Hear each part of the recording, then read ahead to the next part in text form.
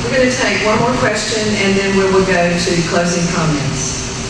Do you support the rights of workers to organize for the purpose of collective bargaining for safer conditions and paid living wages? Beginning with Mr. Jelks. Yes, I do. This goes back to the firefighters. If they could bargain collectively, they would not be in the situation that they're in. As your mayor, it's important to me that you know my decisions will be guided by one question. Does it help or harm the people of Charleston? Let me say that again. As your mayor, my decisions will be guided by one question. Does it help or harm the people of Charleston? And collective bargaining will help the people of Charleston, specifically our firefighters, who deserve all our respect and all of the help that they need. So when you vote Jelks, you're going to get the help that you deserve when it comes to our firefighters, as residents, as parents, and if you have children, as students. Thank you. Mr. Riley.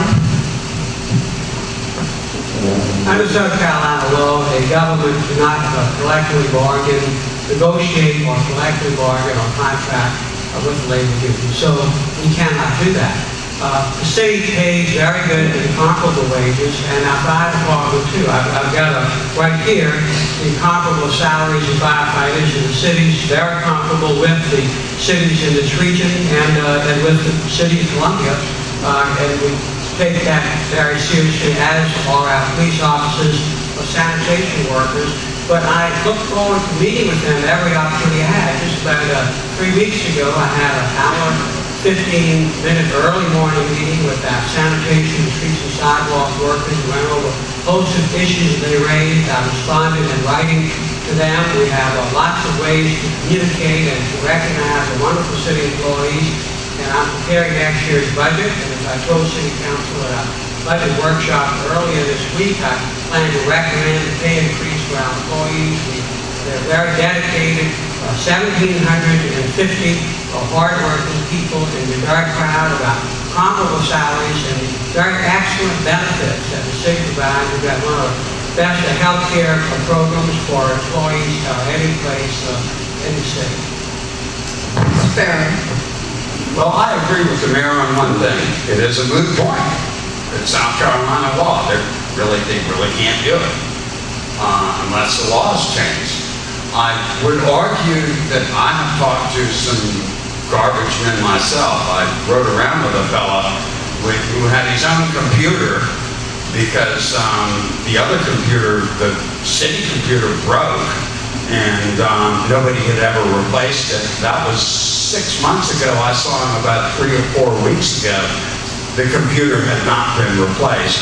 You know, last year, the garbage men themselves, gosh darn it, they asked SEIU to come to Charleston to help them out because they were having such a problem. So, no, it's a moot point.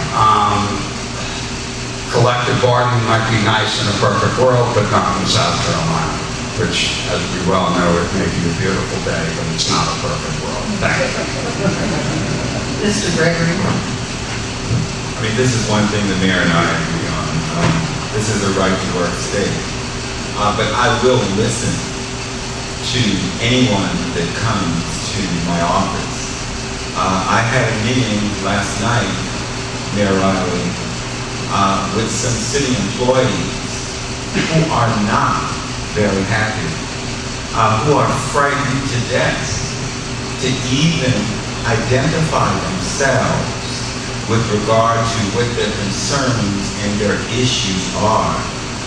I would open up my office to make sure that whether you're a firefighter, a police officer, a sanitation worker, that you would feel comfortable enough to come and talk with me. You would feel comfortable enough as a city employee to put someone else's sign in their yard. We have people in this city that are so frightened that if they put a sign in their yard, you may go up on their taxes. I know that's not true, Mayor Riley, but I'm giving you a sense of the impression that the people of this city have. They're frightened to death, Mayor Riley. Thank you.